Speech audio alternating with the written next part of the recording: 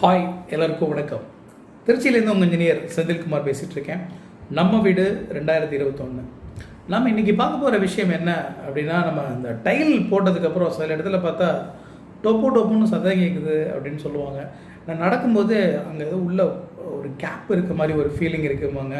நீங்கள் சும்மா ஒரு பேனா வச்சுட்டு அதில் தட்டினாலே அதுக்கு உள்ளே ஒரு வேக்கம் காற்று இருக்க மாதிரி வெளியிலேருந்து டப்புன்னு ஒரு மாதிரி சத்தம் கேட்கும். மற்றபடி ஃபேமாக ஒட்டி இருக்கிற இடங்களில் அந்த மாதிரி சத்தம் இருக்காது. இந்த மாதிரி ஏற்படுறதுக்கு என்ன காரணம்? இந்த டைல் ஒட்டும்போது நம்ம என்ன நடைமுறைகளை இந்த மாதிரி விஷயங்கள் வராமல் இருக்கிறதுக்கு நாம் கடைபிடிக்கணும் அப்படிங்கிற அடிப்படை விஷயத்தை இந்த வீடியோவில் நம்ம பார்க்கலாம்.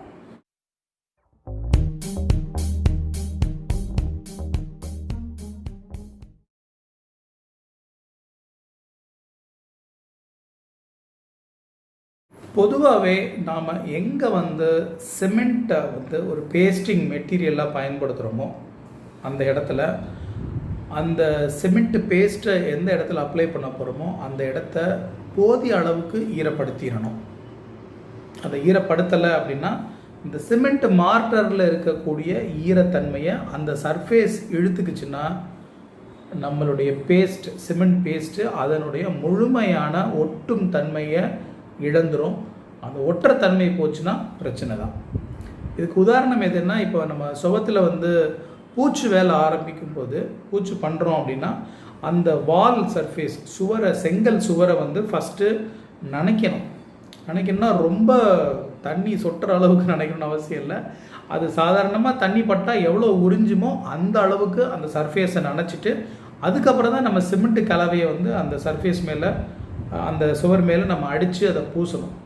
அது ரொம்ப ட்ரையாக இருக்குது அப்படின்னா, ரொம்ப என்ன சொல்கிறது, வெயிலில் இருக்குது அவுட்ரு வால் அப்படி இருந்துச்சுன்னா அதில் அப்படியே நம்ம கலவையை நம்ம போட்டோம்னா நம்ம கலவை ரெடி பண்ணுறதுக்கு யூஸ் பண்ண அந்த தண்ணியை இது இழுத்துக்கும். இந்த பசைத்தன்மை நம்ம சிமெண்ட்டு மார்ட்டரில் இருந்து நம்ம கலவையில் இருந்து போயிடும். அப்புறம் நம்ம அந்த பர்பஸே சால்வ் ஆகாது, அதாவது ஒட்டாது.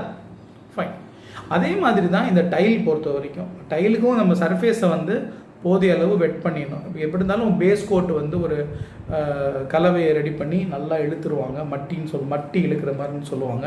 ஸோ அந்த மாதிரி லெவலாக அதை இழுத்ததுக்கு அப்புறமா அதுக்கு மேலே இந்த டைலை ஒட்ட வைக்கிறதுக்கு முன்னாடி அந்த சர்ஃபேஸ் மேலே சிமெண்ட்டை சிமெண்ட் ஸ்லர்ரி அப்படின்னு சொல்லுவாங்க. சிமெண்ட்டும் மணலும் 1:1 மாதிரி கலந்து வச்சுட்டு அதை ஊற்றி விட்டுட்டு அதுக்கு மேலே இந்த டைலை பேஸ்ட் பண்ணுவாங்க. இப்போ இதில் என்ன பிரச்சனை வர வாய்ப்பு இருக்குது அப்படின்னா, அந்த சிமெண்ட் ஸ்லரியில் இருக்கக்கூடிய ஈரத்தன்மையை இந்த டைலு உறிஞ்சிடக்கூடாது.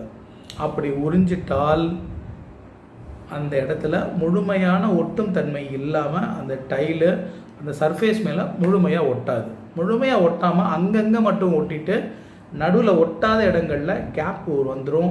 அந்த கேப்பு தான் பின்னாடி நமக்கு டொப்புன்னு சத்தமாக கேட்குது. அதுக்காகத்தான் நம்ம டைல் ஒட்டும்போது நீங்கள் நிறைய இடங்களில் கவனிச்சிருக்கலாம், அந்த டைலை ஒரு பெரிய ட்ரம்மில் ஊற போட்டுருவாங்க. எப்படி நம்ம செங்கல் வேலை செய்யும்போது, கட்டு வேலை செய்யும்போது செங்கலை நனைக்கணும் அப்படின்னு சொல்கிறோமோ அதே மாதிரி டைல் ஒர்க் பண்ணும்போது இந்த டைலை தண்ணியில் நனைக்கணும்.